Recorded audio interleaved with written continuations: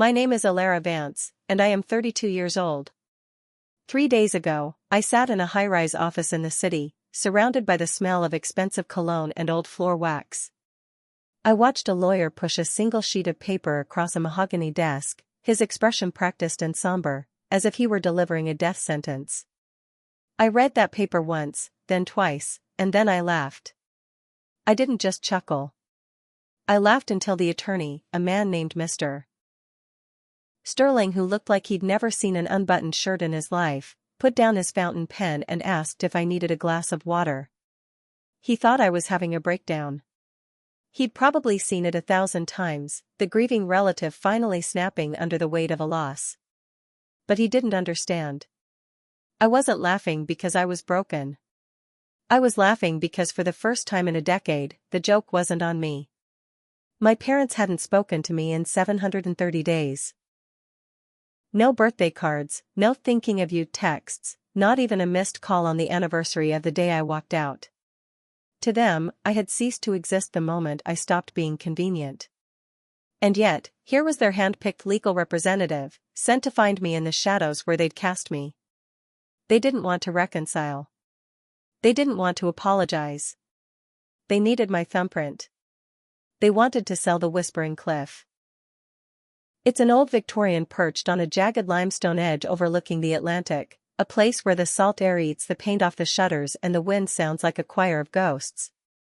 It was my grandfather's house, Captain Silas. It was the only place in the world that ever felt like a sanctuary, a fortress against the cold indifference of the people who shared my DNA. That document was supposed to be the final blow. It was supposed to take the last piece of my childhood and turn it into a wire transfer for my sister's failing ambitions. Instead, as I sat there in that sterile office, I realized that the paper in my hand was something else entirely. It was a confession. It was proof that while my father was busy calculating my net worth, someone else had been calculating my worth as a human being.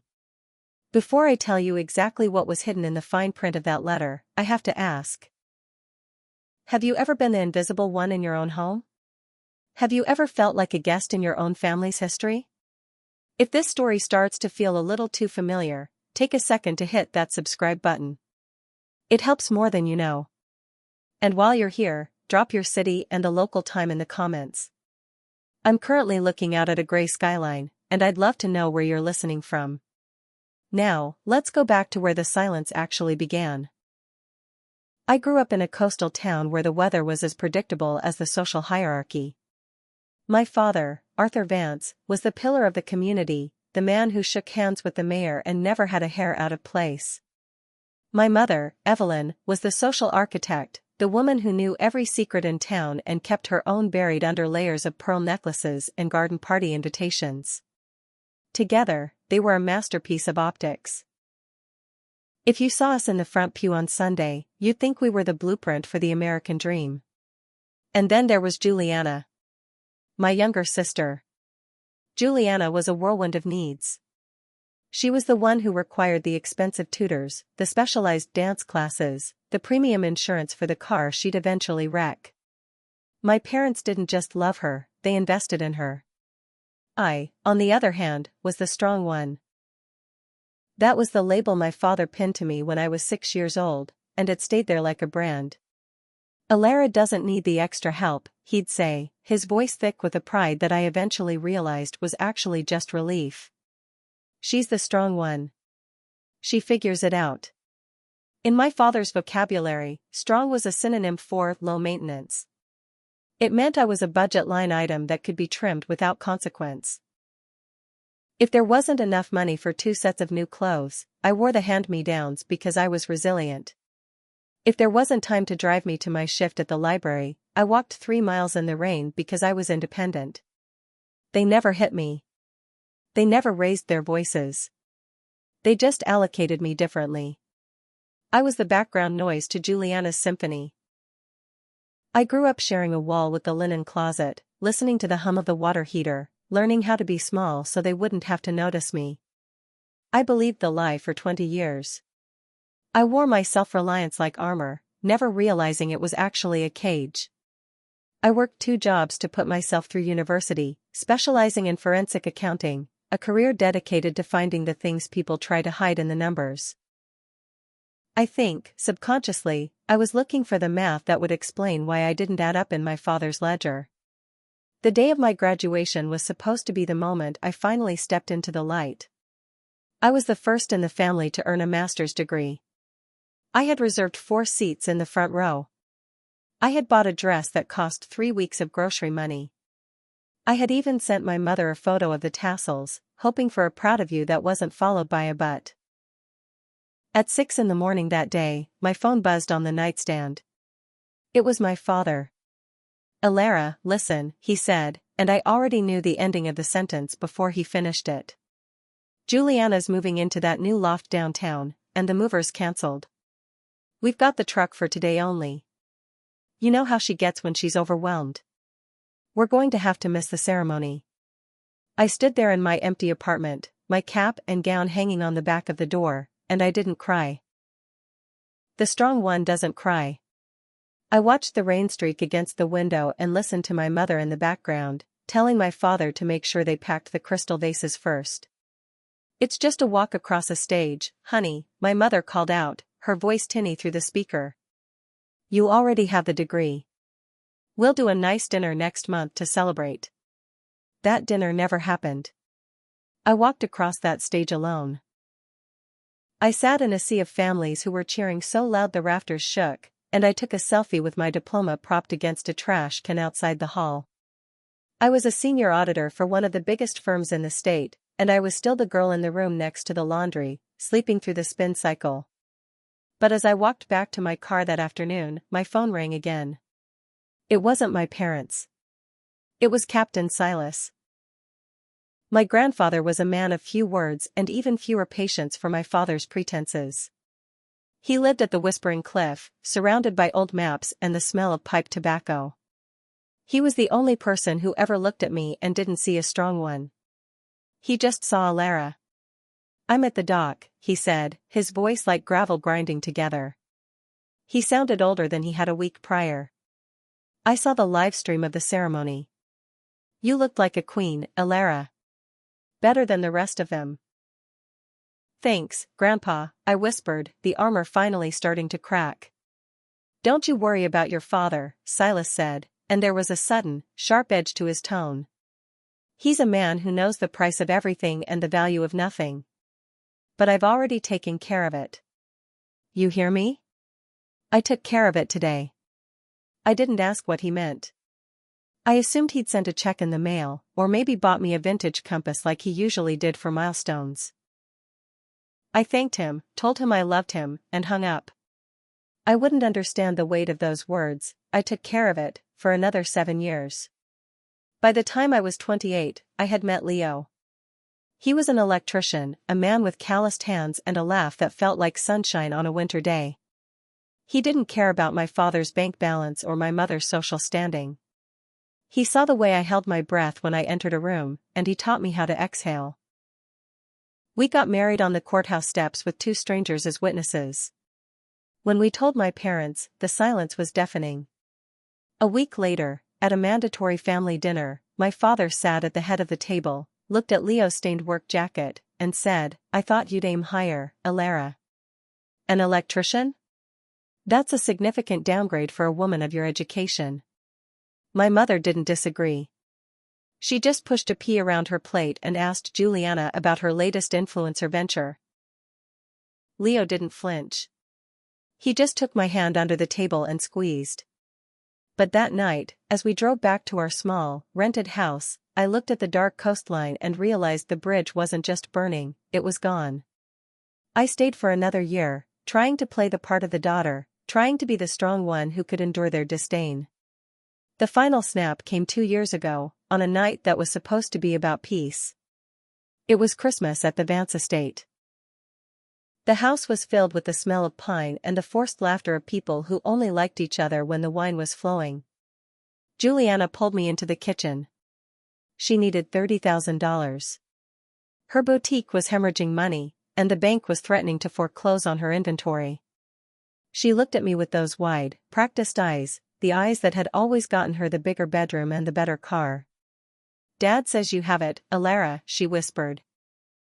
"He says you're the responsible one. You have the savings. It's just a bridge loan. For the family." I looked at her, and then I looked through the doorway at my father, who was watching us from his armchair, waiting for the strong one to do what she always did. To fold. To fix. To disappear into the background so someone else could shine. I said no. The explosion wasn't loud. It was surgical. My father stood up, his face turning a shade of purple I'd never seen. He didn't scream.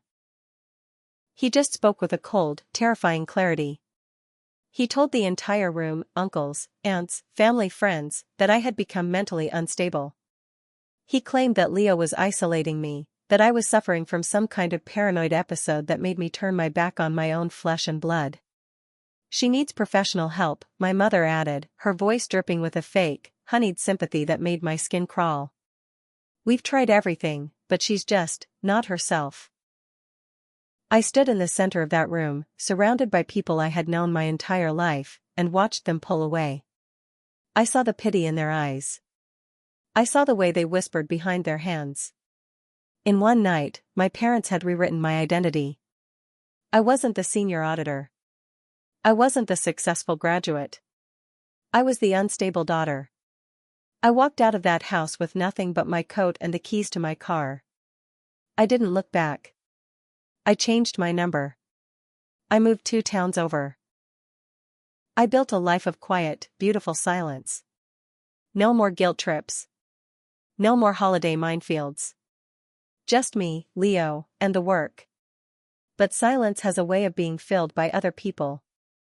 For 2 years, my father told the town I was in a facility. My mother told the church I was recovering in the mountains.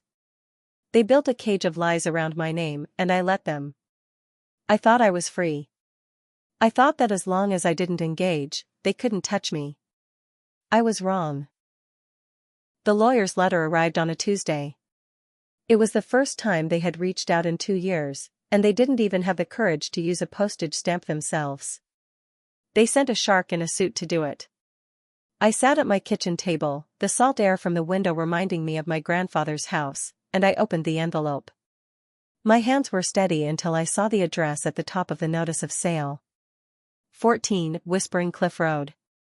My father was selling the house. The house where Captain Silas had taught me how to read a map. The house where I had hidden when the strong one label felt too heavy to carry. He was selling it to bail out Julianna one last time.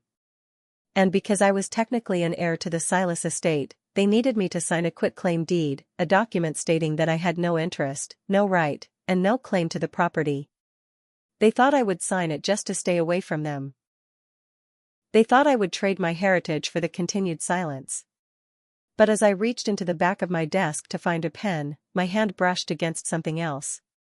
It was an old, wooden tackle box, the one I'd taken from Silas's workshop after the funeral 7 years ago. I hadn't opened the bottom compartment in all that time. I'd told myself I wasn't ready to see whatever he'd left behind.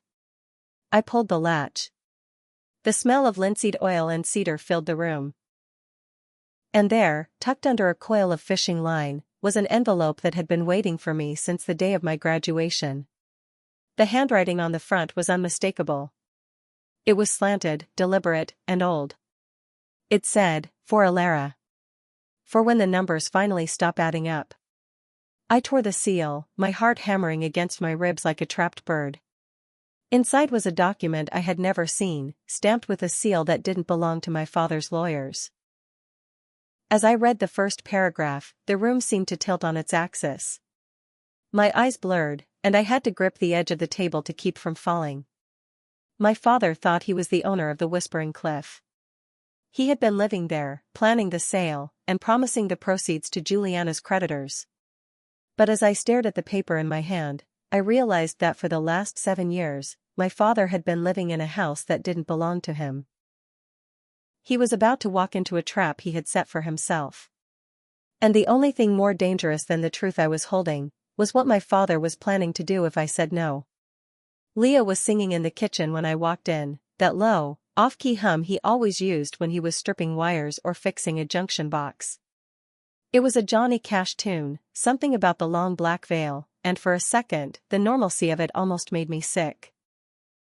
He looked up, his face smudged with drywall dust, and saw the yellowed paper in my hand. He didn't ask if I was okay. He just turned off the faucet, wiped his hands on a rag, and waited. He knew the look of a woman who had just found a ghost in her mailbox. I laid the document on our scarred oak table, right next to his coffee mug. It wasn't just a letter. It was a heavy stock, notarized revocable trust deed. At the top, in a font that felt like it was shouting, were the words, Silas R. Vance Family Trust. I pointed to page 3, my finger trembling against the cool wood. There it was, typed out with the precision of a man who knew exactly who he was protecting. Sole beneficiary, Alara Ellen Vance. Leo read it in silence. Then he read the handwritten note tucked inside, the one where Silas admitted he knew my father couldn't see straight when it came to Julianna. Leo's jaw tightened. He had been the one to take the brunt of my father's downgrade comments. He was the one who held me while I shook after those Christmas dinners. He looked at the date on the deed. 7 years ago. Silas had moved the house into a trust 3 years before he even passed away. It never went through probate. It never touched my father's hands. Arthur thinks he owns a gold mine, Leo whispered, his voice thick with a dark kind of irony. But he's just a squatter in your house, Alara. The weight of it hit me then. My father, the banker, the man of due diligence, had spent 7 years assuming the property was his by birthright. He was so arrogant, so convinced of his own importance, that he never even checked the county filings. He just moved into the master bedroom, hung his suits in the closet, and started planning how to spend the equity. He had already promised $320,000 to a buyer. He had already promised Julianna her salvation. And all of it was built on a foundation of sand. I spent that night sitting on the floor of our bedroom, the trust documents spread around me like a protective circle. I wasn't just looking at a house, I was looking at a shield. Silas hadn't just left me a building, he had left me a way to say no that my father couldn't ignore. I realized then that I couldn't just sign a paper and disappear. If I stayed silent, they would keep telling their story. They would keep telling the town I was broken, that Leo was a captor, that I was a tragedy to be managed. But a trust deed isn't an opinion. It's a fact. And in the world of forensic accounting, facts are the only things that don't blink. I called Mr. Calloway, Silas's old attorney, the next morning. His voice was like a time capsule, slow, methodical, and entirely unsurprised to hear from me. I've been waiting for this call for a long time, Alara, he said. Your grandfather was very specific. He said you'd know when the numbers didn't add up. He told me to keep the originals in the fireproof safe until you were ready to claim what was yours.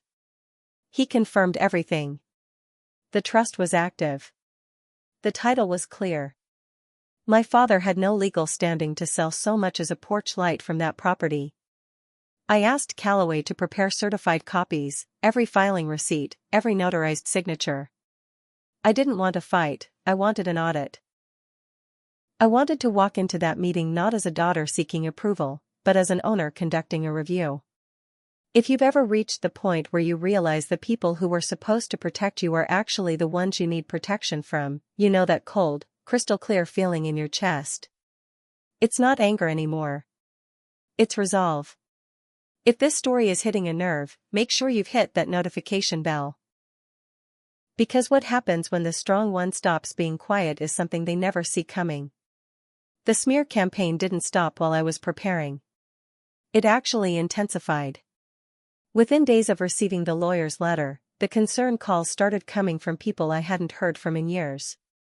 My cousin Rachel called me on a Thursday, her voice hesitant, wrapped in that thick, southern politeness that hides a knife. Alara, honey, I'm just calling to check on you, she said. Your mom mentioned, she mentioned you're having a bit of a crisis. She said you were refusing to help with Grandpa's estate because you weren't in your right mind. She sounded so heartbroken, Alara. She said she just wants her daughter back. I gripped the phone, staring at the certified folder on my desk. My mother hadn't called me. She hadn't sent a text. She was using Rachel as a scout, a way to test the perimeter of my silence. "I'm fine, Rachel," I said, my voice flat. "I'm exactly where I've always been. My phone hasn't changed." If she wanted her daughter back, she could have tried calling her instead of the entire family tree. There was a long pause on the other end. "She says that man you're with. She says he won't let you talk to them.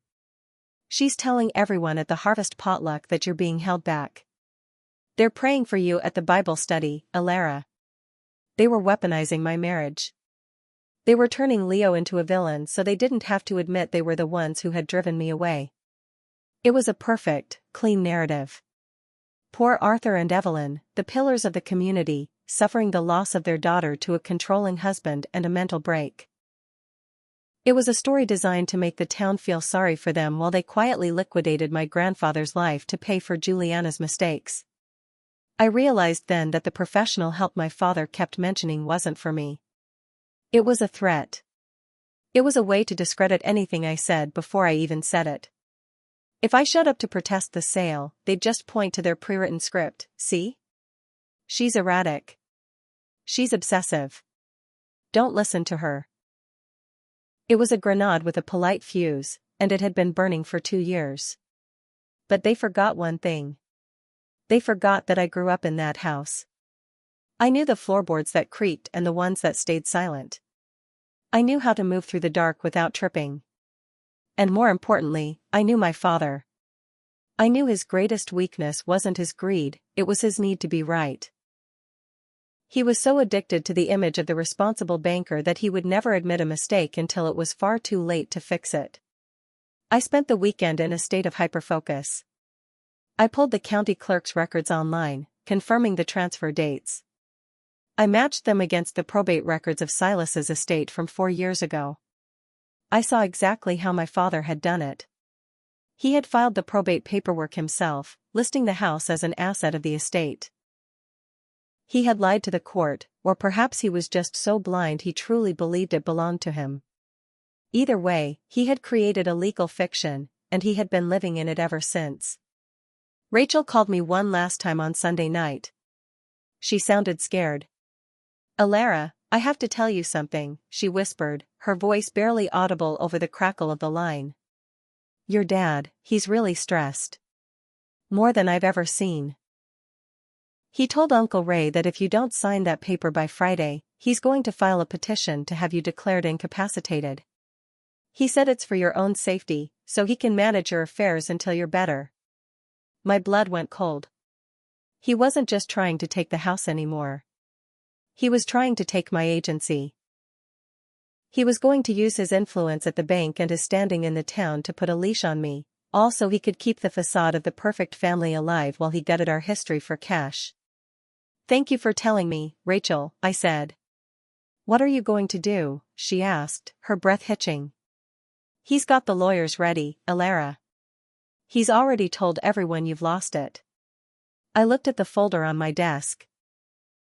The black and white proof that I was the owner of the very ground my father was standing on. "I'm going to that meeting," I said. "And I'm bringing the truth with me."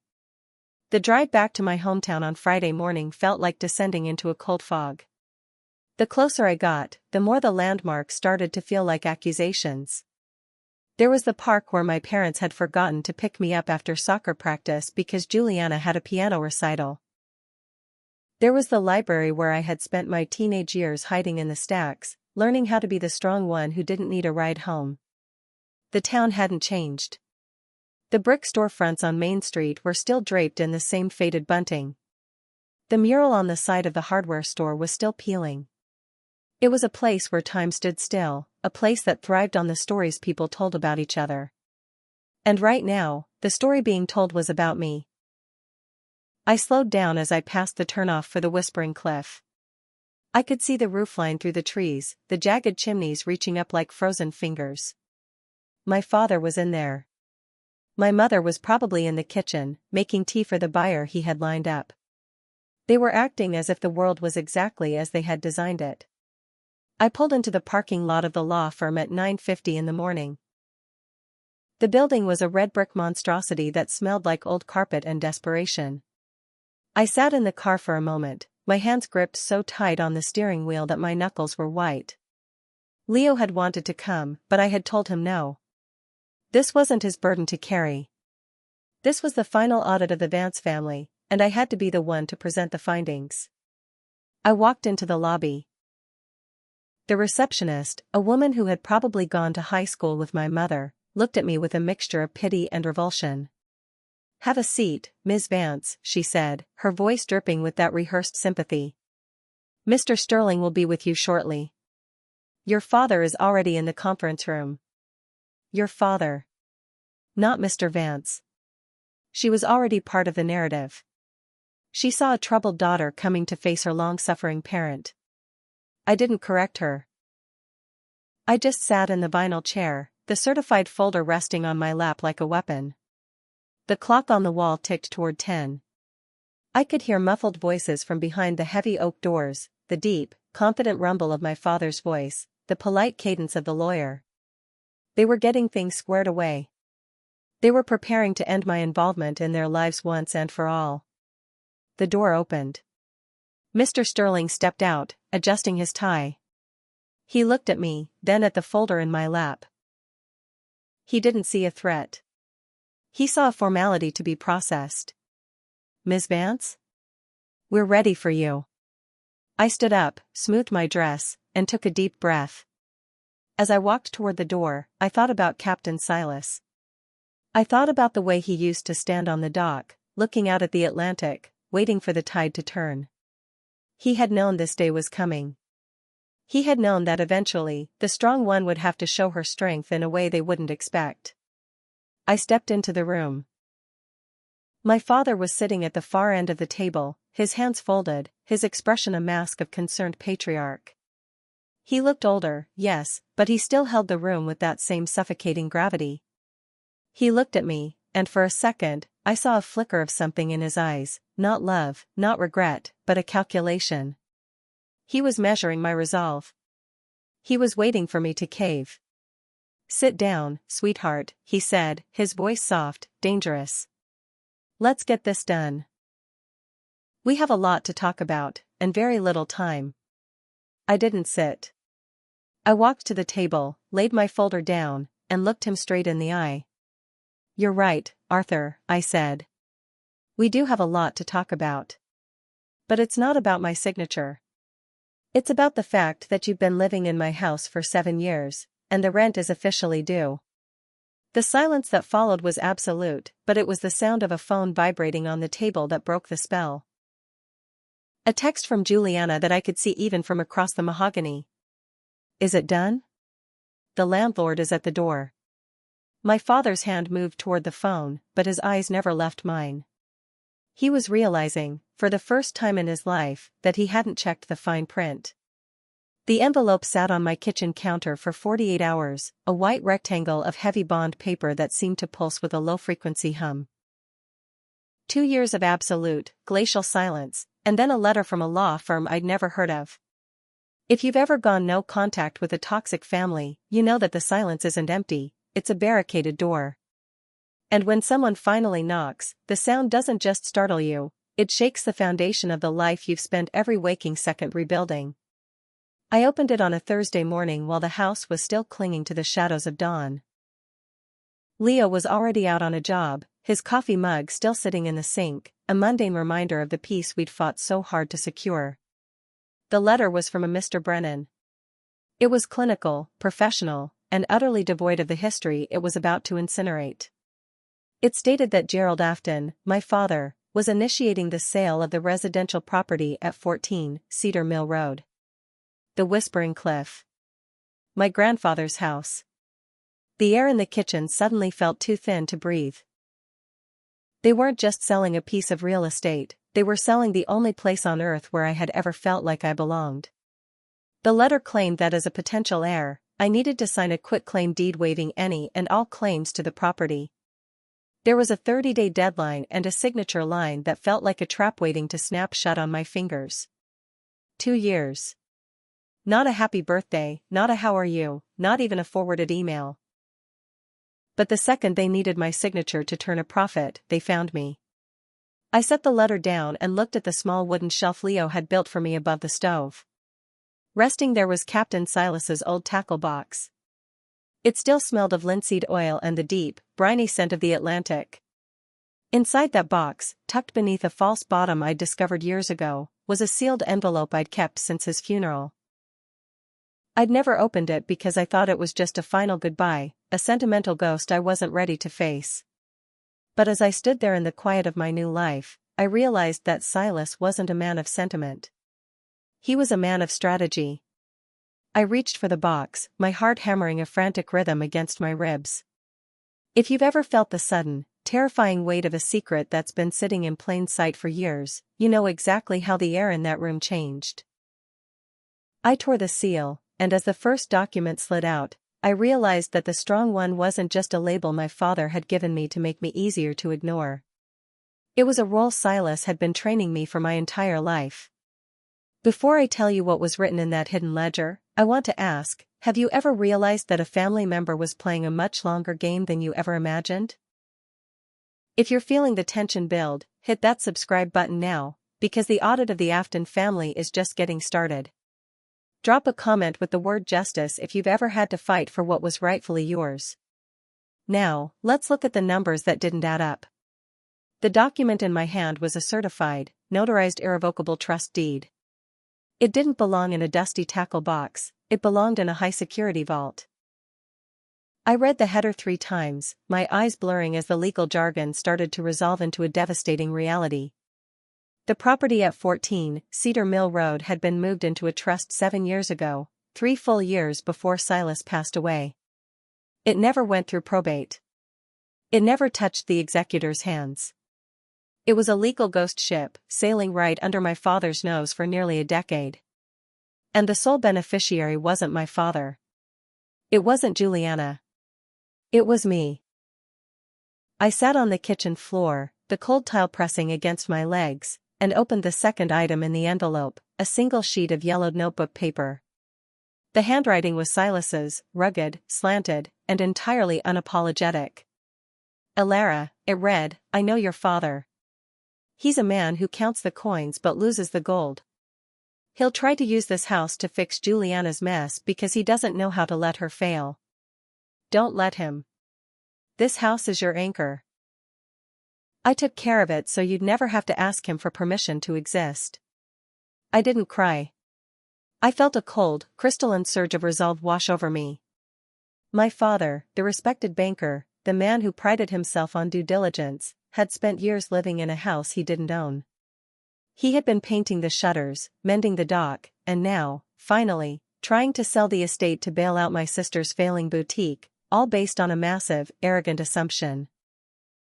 He never checked the county records because he couldn't conceive of a world where his own father didn't trust him with the keys. But Silas had seen it coming. He had seen the way they allocated me like a budget line item.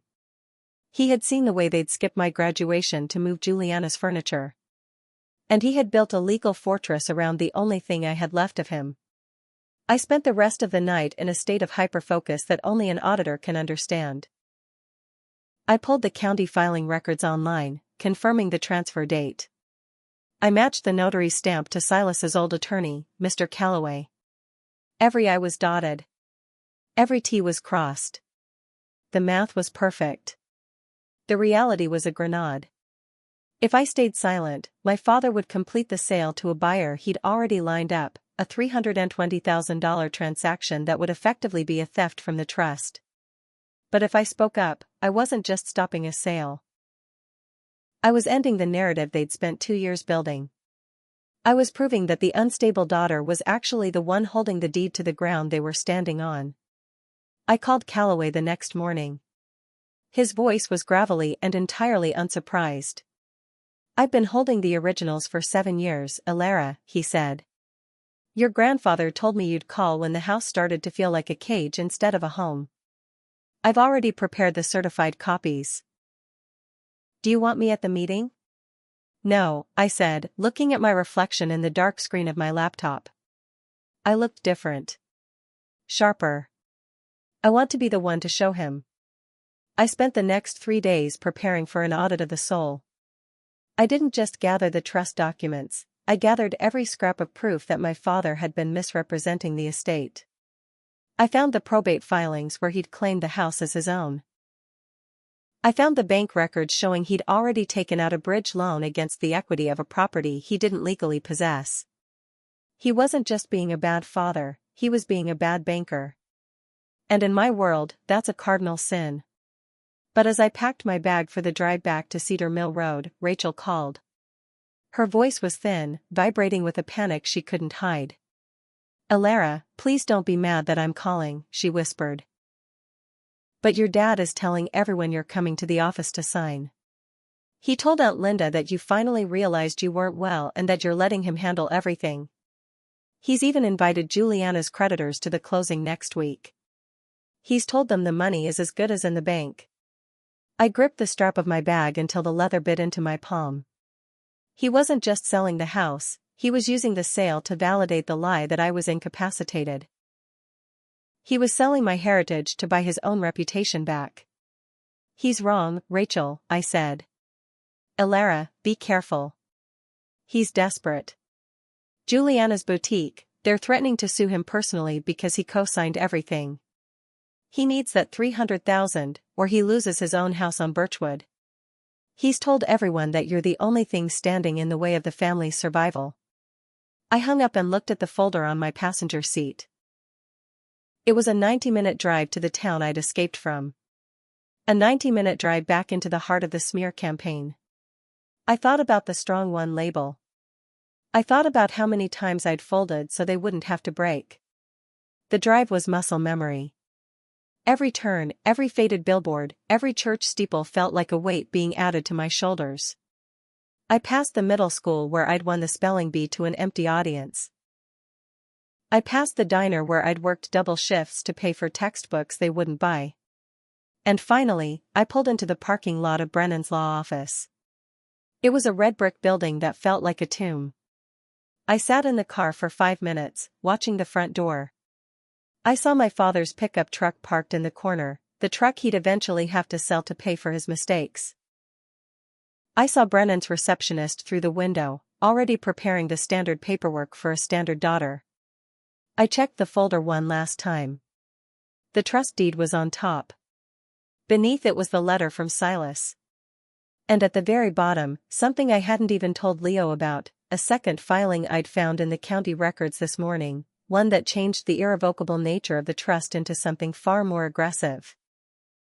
As I stepped out of the car, the wind picked up, carrying the scent of rain and old pine. I walked toward the door, my heels clicking on the pavement like a countdown. I wasn't there to sign a deed. I was there to perform a foreclosure on a father who had forgotten that the strong one eventually grows up. I pushed open the heavy oak door. The receptionist looked up, her glasses sliding down her nose. "Ms. Afton? We've been expecting you. Your father is already in the conference room." "He's very relieved you're here." I didn't smile.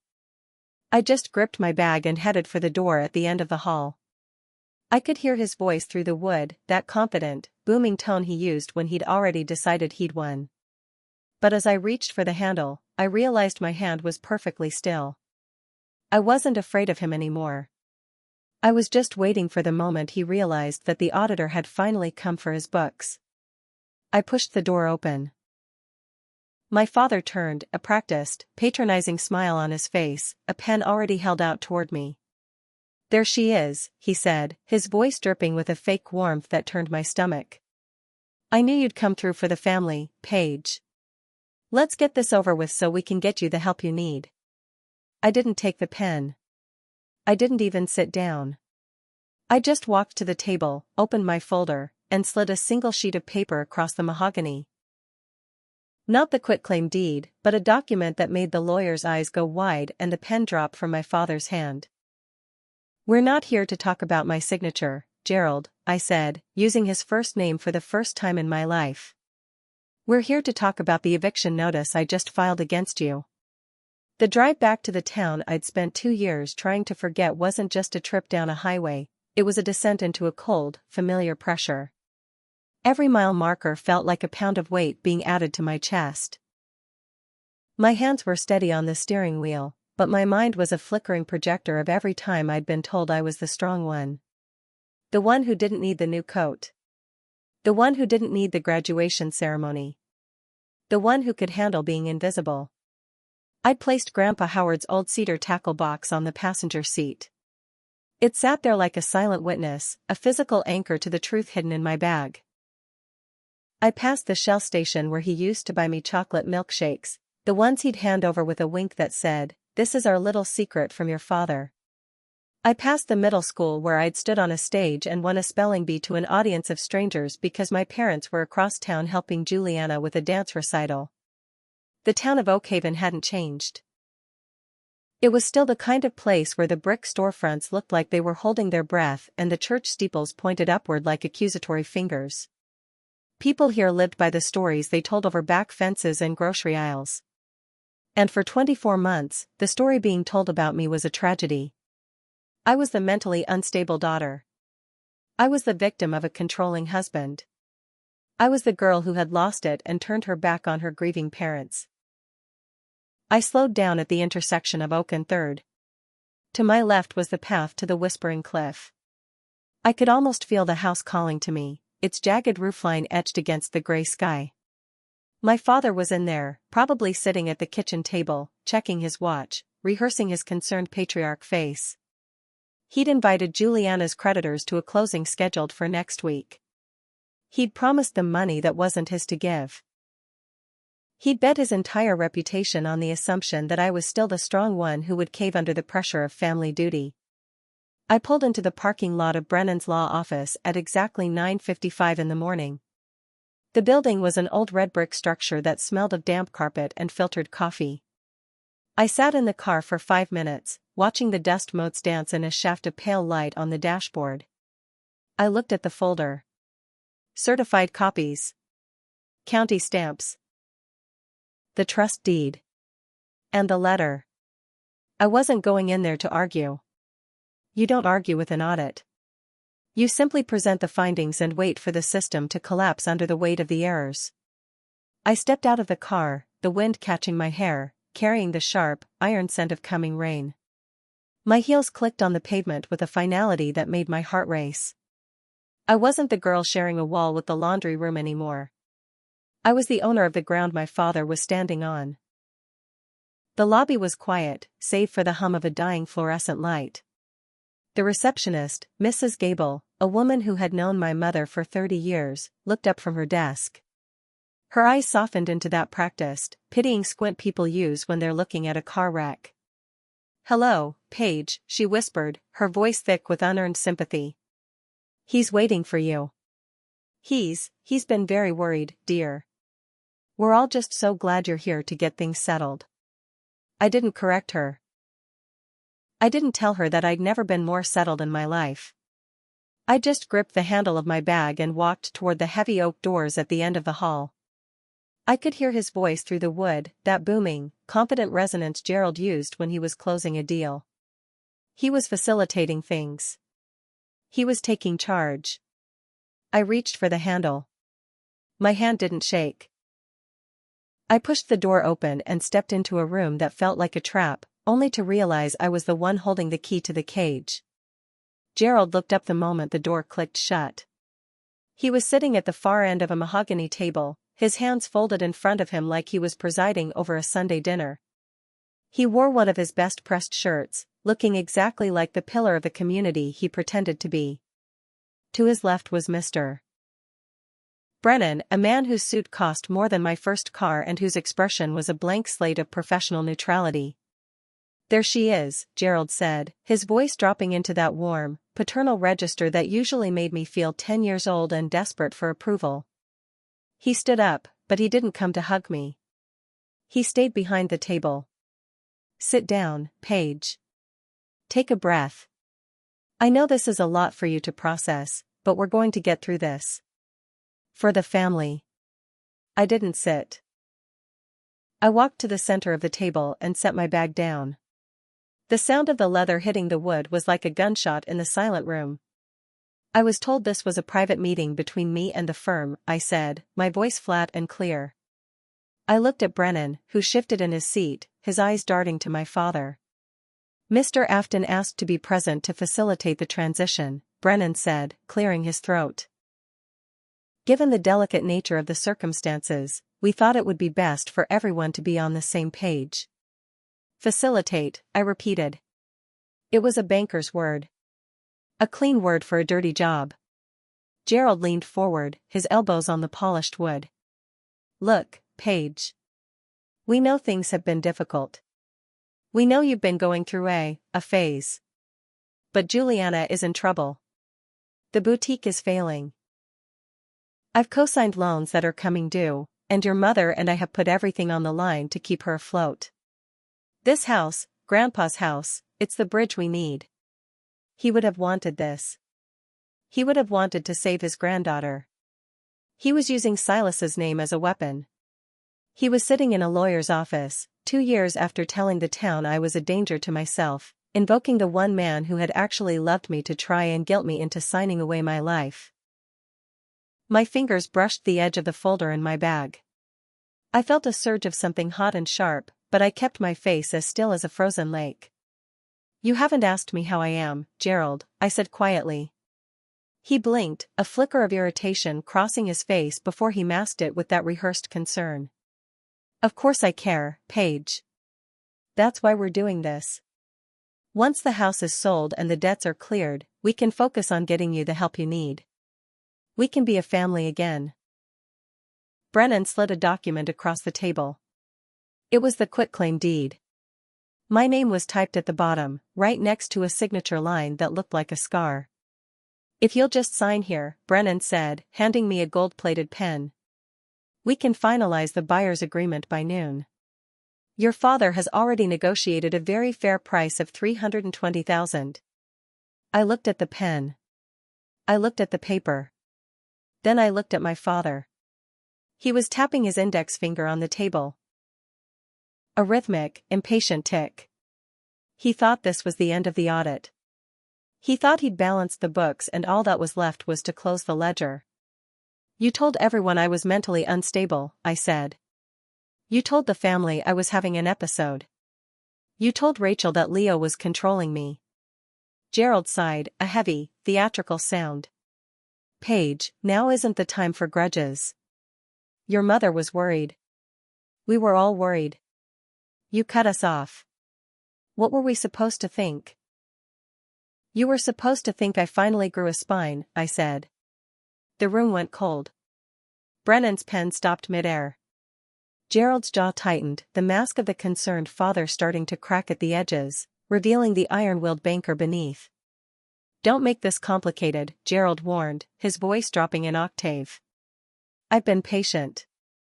I've dealt with your silence and your husband's interference for 2 years. But the clock is out. I will take legal action if I have to. I'll file a quiet title motion. A judge will see the state you're in and they'll make you sign. Don't force me to do that to my own daughter. I leaned back, a small, dangerous smile touching my lips. You're right, Dad. Let's not make this complicated. I reached into my bag and pulled out the folder. I didn't reach for the quitclaim deed. Instead, I pulled out a single, heavy stock document with a Gold County seal embossed on the front. I slid it across the mahogany toward Brennan. Before we talk about me signing anything, I said, I think we need to talk about why you're trying to sell a property that hasn't belonged to the Afton estate for 7 years. The silence that followed wasn't just quiet, it was a vacuum. Gerald didn't move. He didn't even breathe. He just stared at the document as Brennan picked it up, his professional neutrality finally shattering as his eyes scanned the first page. What is this? Brennan whispered, his voice cracking. It's an irrevocable trust deed, I said, my voice ringing out in the small room. Filed by Howard Afton 3 years before his death. It moved the property at 14 Cedar Mill Road out of his personal estate and into a protected trust. Gerald's face went from a flush of anger to the color of old drywall. That's impossible. I handled the probate. I'm the next of kin. The house came to me. It didn't, I said, leaning forward until I could see the sweat beads forming on his hairline. The house never entered probate, Gerald. You just assumed it did. You never checked the filings because you were too busy telling everyone how strong I was for not asking for a dime of my inheritance. Brennan turned to the third page, his hands visibly shaking now. He looked at Gerald, then back at the paper. Mr. Afton, this document names Paige Ellen Afton as the sole beneficiary. And the trustee is listed as Ted Calloway. Gerald stood up so fast his chair screeched against the hardwood like a dying animal. Calloway? That old drunk? He's been retired for years. This is a fake. You're making this up because you're sick. Calloway isn't retired, I said, pulling out my phone and hitting a contact on speaker. He's been waiting for this call for 7 years. The phone rang twice. A voice came through, dry, ancient, and sharp as a razor. Calloway here. Is that you, Paige? I'm in Brennan's office, Ted, I said. With my father. Ah, Calloway said, and I could practically hear the smirk in his voice.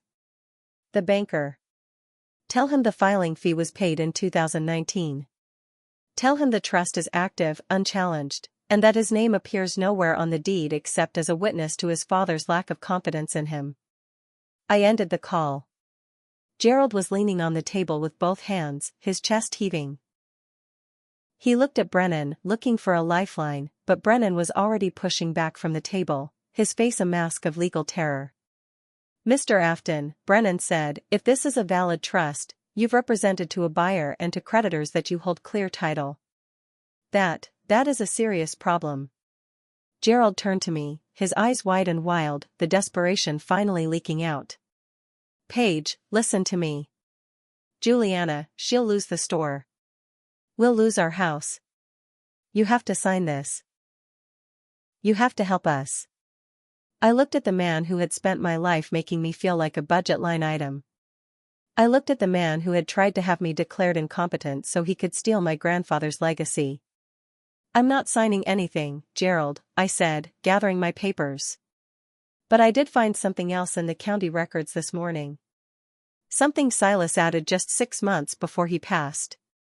A behavioral clause attached to the trust's secondary assets. I stood up and headed for the door, stopping only when my hand was on the handle.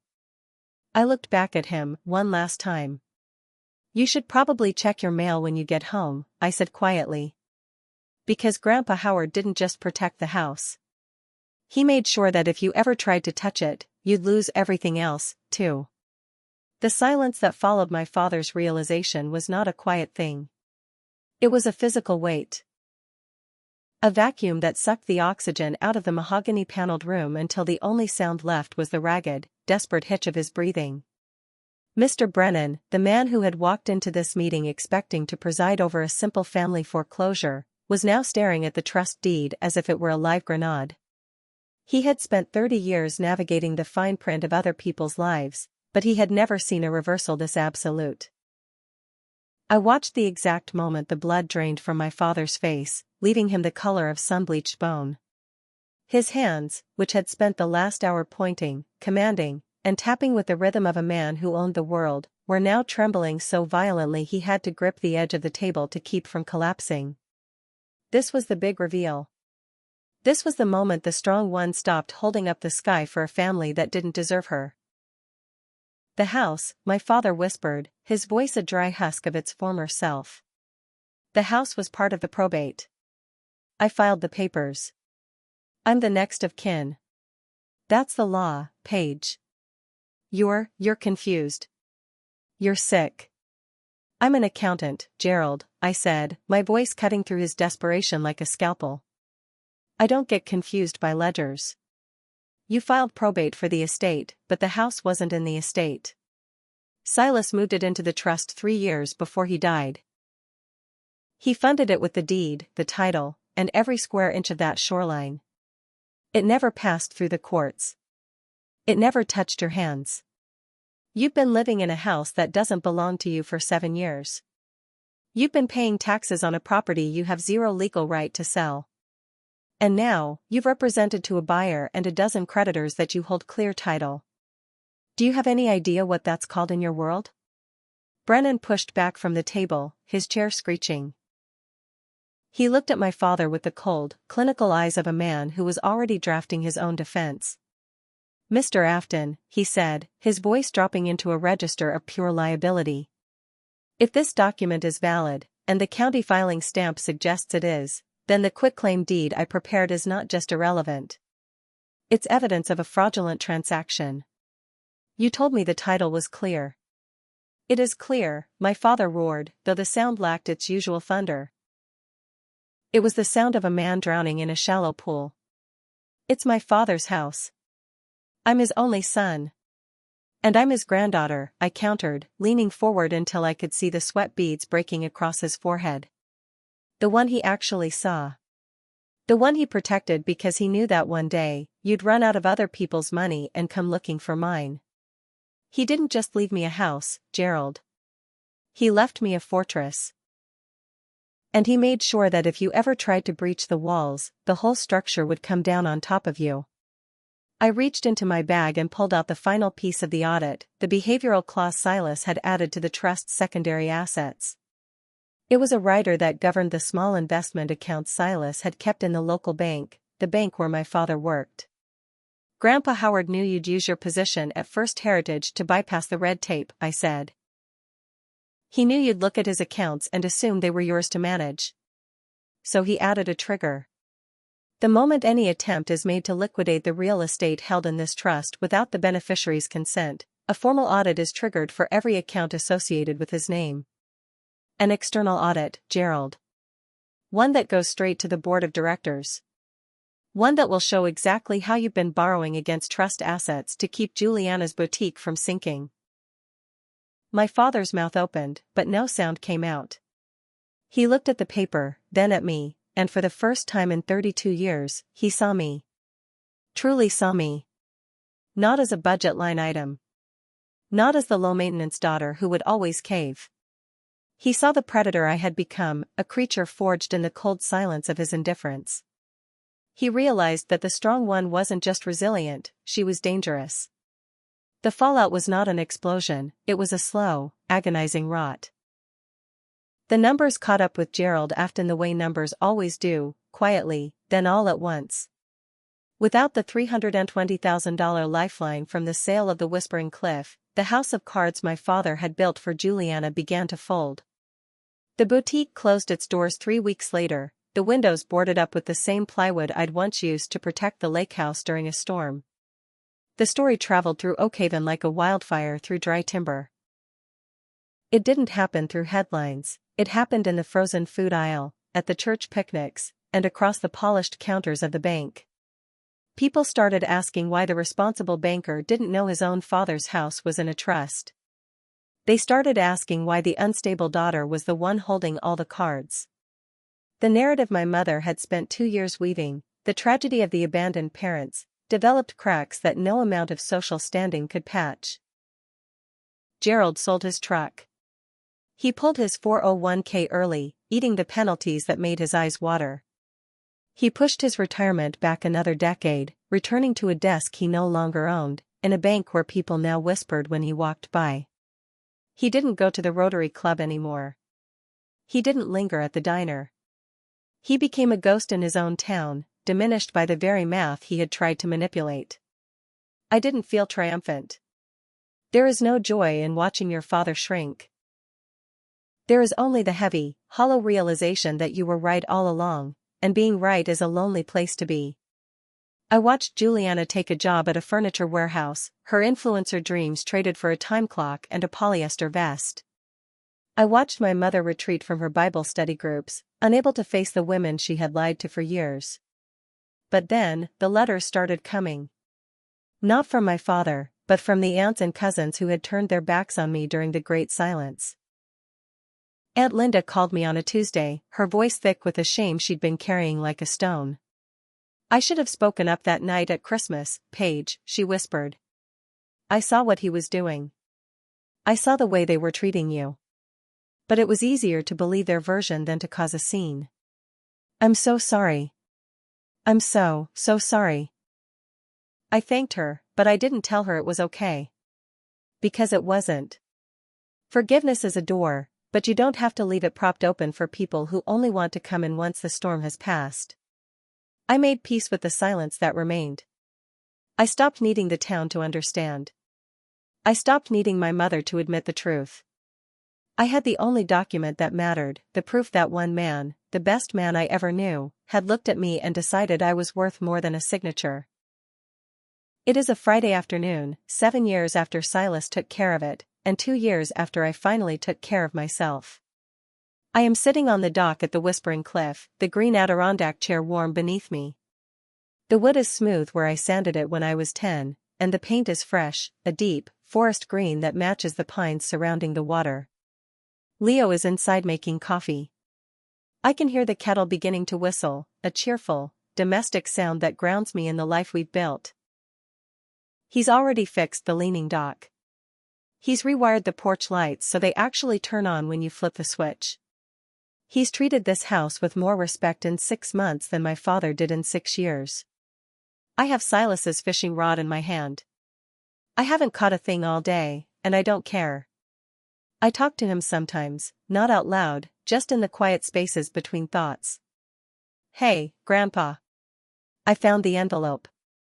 I found the letter. I found my way back. I look at my hands. They're rough now, calloused from work and stained with the salt of a life lived on my own terms. They aren't the hands of someone who was treated gently. They're the hands of someone who built her own sanctuary, one board and one truth at a time. My name is Paige Afton. I am 32 years old, and for the first time in my life, I am not the strong one. I am just me. And that is finally enough. To the girl sharing a wall with the laundry room, to the one sleeping through the spin cycle while the rest of the world gets the master bedroom, listen to me. You are not a budget line item. You are not a secondary character in someone else's drama. You are the auditor of your own life. And if the numbers don't add up, if the people who are supposed to love you are only looking for a way to use you, walk away. The silence might be terrifying at first, but eventually, you'll realize it isn't empty. It's the sound of your own voice finally being heard. So, here's my question for you. If you could write one letter to the person who spent years underestimating you, what would the very last sentence say? Drop it in the comments below. I read every single one, because I know what it's like to finally have someone listen. If you want more stories about finding the strength to stand your ground, hit subscribe and join the family we're building here, the one based on truth, not blood. I'll see you at the lake. Thank you for watching. Subscribe Family Files for more.